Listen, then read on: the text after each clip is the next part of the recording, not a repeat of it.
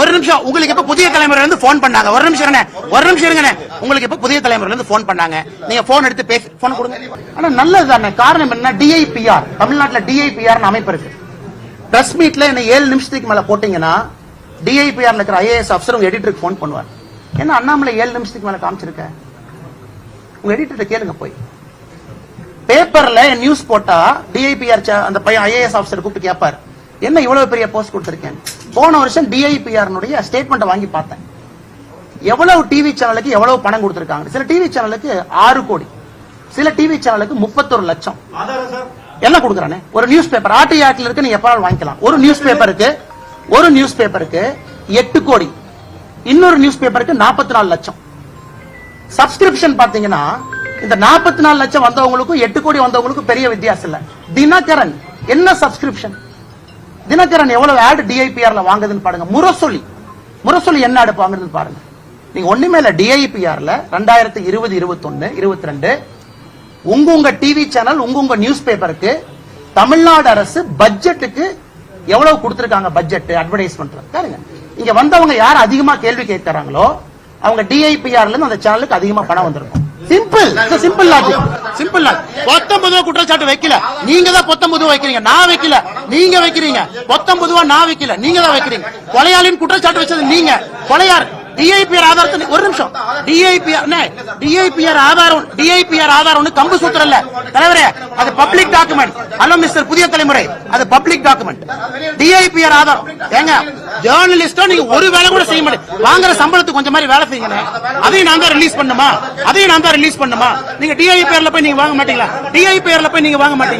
நீங்க வாங்க மாட்டீங்களா? நீங்க ஜேர்னலிஸ்ட் எதுக்கு இருக்கீங்க? நீங்க ஒரு நிமிஷம். உங்களுக்கு இப்ப புதிய தலைமுறையில இருந்து போன் பண்ணாங்க. ஒரு நிமிஷம் இருங்க. உங்களுக்கு இப்ப புதிய தலைமுறையில இருந்து போன் பண்ணாங்க. நீங்க போன் எடுத்து பேசி போன் கொடுங்க. ஒரு நிமிஷம் வீராப்பா பேசிட்டு இருக்கீங்க. இப்பதான் நான் பார்த்தேன். ஒரு நிமிஷம் இருங்க. நான் ஆதாரத்தை பிஜிஆர் தான் கொடுக்கறேன். நீங்க போய் டெலிகாஸ்ட் பண்ணுங்க. 30 மினிட்ஸ் நீங்க டெலிகாஸ்ட் பண்ணுங்க. நான் எதுக்கு? ஒரு நிமிஷம். போன் உங்களுக்கு சம்பளம் புதிய தலைமுறை நீங்க வாங்குறீங்க, நான் சம்பளம் வாங்கல. இருங்க ஒரு நிமிஷம் அமைதியா இருங்க. சம்பளம் நீங்க வாங்குறீங்க. பிரஸ் மீட் ஒரு நிமிஷம். யாரு போன் பண்ணா? எப்ப யாரு போன் பண்ணா? யாரு இப்ப போன் பண்ணா? யாரு பாக்குறதுல யாரு போன் பண்ணா? போன் யாரு பண்ணா? புதிய தலைமை என்ன அடிச்சிருக்கீங்க? அஜெண்டா ட்ரிவனா வருவீங்கன்னா அப்படியே பயப்படணுமா? என்ன நீங்க போட்டா பயப்படணுமா? என்ன பயந்தாலும் நினைச்சீங்களா? இல்ல டிவி காரனா பயமுறுத்திடுவீங்களா? இந்த வேலை எங்கிட்ட வச்சுக்காதீங்க. என்ன பண்றீங்க? இந்த வேலை வச்சுக்காதீங்க. சும்மா நீங்க டிவில போட்டா என்ன பயந்துருவோமா? இந்த வேலை வச்சுக்காதீங்க. எவனாச்சும் உங்க ஊர்ல அவன்கிட்ட போய் இந்த வேலையை காட்டுங்க. இந்த வேலை எங்கிட்ட வச்சுக்காதீங்க. என்ன எவிடன்ஸ் நான் கொடுக்குறேன், நீ போடுறியா? புதிய தலைமுறையில போடுறியா? அண்ணே புதிய தலைமுறையில போடுறீங்களா? நான் கேட்கிற கேள்வி பதில் சொல்லுங்க. பிரஸ் மீட் போட்டு சேம்பருக்கு வாங்க. நான் கொடுக்கறேன், நீ போடணும். 1 மணி நேரம் போடணும், செக் பண்ணுவேன். உன்ன டிஐபிஆர் வந்து கூப்பிட்டாங்க, ஐஏஎஸ் ஆஃபீஸர் மிரட்டினா இந்த ரேலா கூட 1 மணி நேரம் போடுங்க.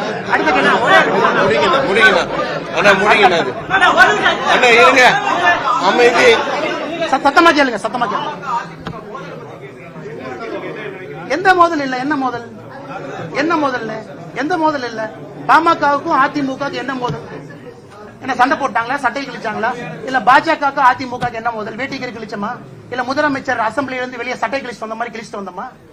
என்ன மோதல்? எனக்கு புரியல. என்ன மோதல்? ஒரு தலைவரை முடிக்கல. ஏன் அவசரப்படுறேன்? ஈஷா தானே வர்றேன். ஈஷா தானே உங்க கேள்வி. 2 நிமிஷம் இருங்க. நீங்க வந்ததே ஈஷா தான் கேட்கறேன். பதில் சொல்லிட்டு என்ன மோதல்?